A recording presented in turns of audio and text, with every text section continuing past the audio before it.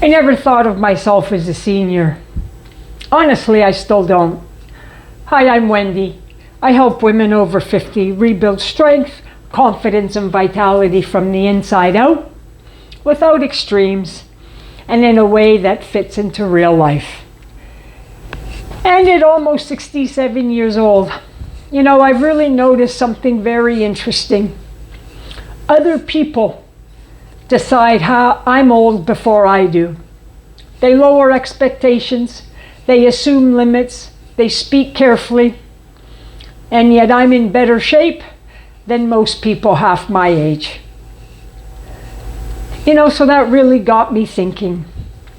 What does it actually feel like to be a senior in 2026? Here's what I know for certain. It's not about slowing down. It's about choosing how we live next. When I talk about senior wellness in 2026, I'm not talking about slowing down or playing it safe. I'm talking about independence. People over 50 today are not an edge case. We are a reference point now, not the exception. We are not a niche, and we're definitely not an afterthought. We are the largest, most motivated, and most overlooked group in health and fitness right now. And we really are done experimenting. We're deciding. Done chasing trends. Done being talked down to. Done hearing at your age. We want relevance. We want respect. We want results that actually show up in real life. We value function, freedom, and independence more than aesthetics.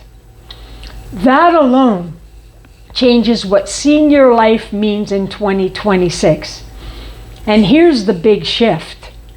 Senior life in 2026 is not about age. It's about independence. We're not afraid of effort. We're afraid of losing choice. The choice to get up off the floor. The choice to carry our groceries with confidence. The choice to travel without fear. The choice to play with the grandkids. The choice to avoid unnecessary medications and procedures. The choice to stay in our own home. That's real inspiration and motivation. Not weight loss, not six packs, not trends. And let's be frank, dropping weight, feeling more energetic, even looking more toned.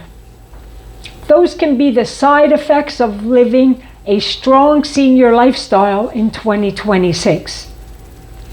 Independence is the new status symbol. And fitness? Well, fitness is the tool, not the point.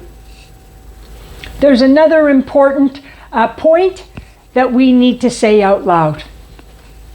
We don't want to be protected. We really want to be prepared. We don't want to be treated like we're fragile. We want to be trained for life. We want smart strength, balance with purpose, movement that supports situations. We want to feel capable again. And this is where so much messaging misses the mark. I'm not here to help seniors exercise. I'm here to help women over 50 stay strong for life. And that distinction matters. Because when we train for life, everything changes. Senior life in 2026 is also deeply emotional. We don't move because someone tells us to. We move because something wakes us up. A fall, a scary test result, watching a parent decline. For me, that moment came in 1999, watching my mother decline after a broken hip. And maybe we want to travel wanting to feel like ourselves again. These decisions are personal. And once we commit, we're loyal, we're consistent, and we're all in. We're not dabblers. We invest in what works, and we stick with it. So let's clear up one more myth. We are not anti-technology. We're anti-nonsense.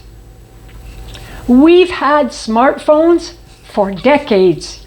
We use email, we watch YouTube. Some of us are YouTube creators. We join online programs. What we don't tolerate: hype, pressure, empty promises. We want clarity, simple systems, and a guide we trust. That's it. So when I think about senior wellness in 2026, this is what I see. Not decline, discernment. Not slowing down, moving smarter.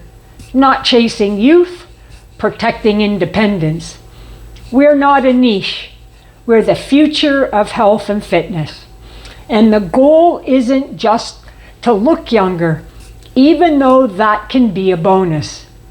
The real goal is staying strong enough to say yes to life, because that is the most important thing.